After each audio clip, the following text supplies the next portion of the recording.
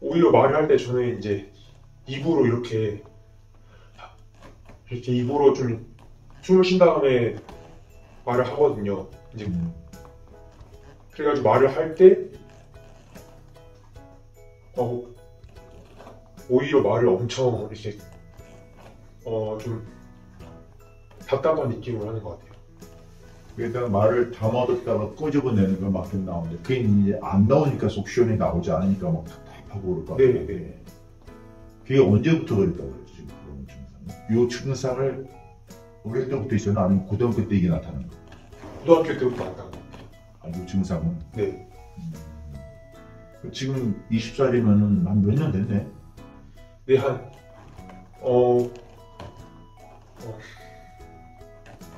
엄청 심해진 거는 한 2년 정도 된 것 같아요. 이렇게 된 건.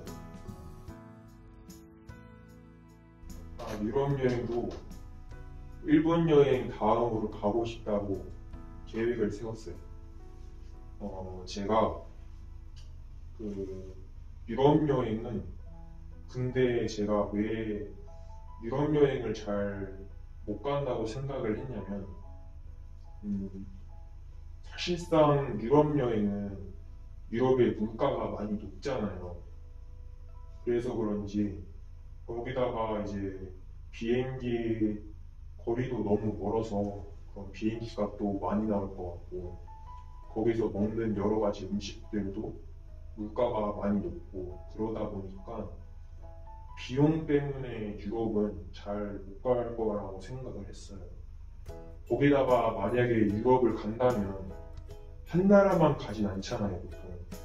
이제 유럽에 다녀본 사람을 많이 보면은 보통 한 나라만 가지 않고 유럽은 다 어떤 유럽 연합 때문인지 잘 모르겠는데 유럽은 다 좀 연결이 돼 있는 그런 느낌이잖아요.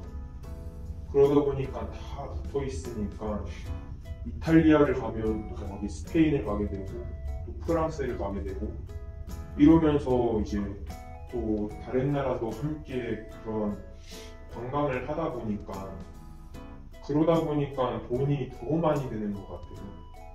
근데 막상 유럽에 가게 되면 돈이 많이 드니까 우리는 한 나라만 가자 이렇게 생각을 하면은 사실상 유럽 여행을 갈 그런 기회가 별로 없는데 한 나라만 가기에는 한 나라만 보기에는 너무 좀 아깝다는 생각이 있잖아요.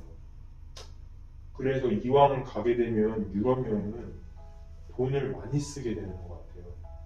일본 같은 경우는 그래도 자주 갈 수 있다 보니까 그래도 유럽보다는 더 자주 갈 수 있으니까 그래서 그냥 뭐 2박 3일이나 이런 식으로 해서 간단하게 어느 한 지역만 관광하고 이런 느낌으로 갔다가 또 다시 한국으로 오고 그리고 또 나중에 또 일본 여행 가고 싶으면은 바로 옆 나라니까 잘 갈 수 있는데 유럽은 한 번 가면은 많이 돈을 많이 써서 한번 쭉 갔다 오는 그런 느낌이라서 그래서 유럽으로 여행을 가고 싶은 생각은 있지만 유럽에 가기에는 사실상 쉽지는 않은 것 같아요.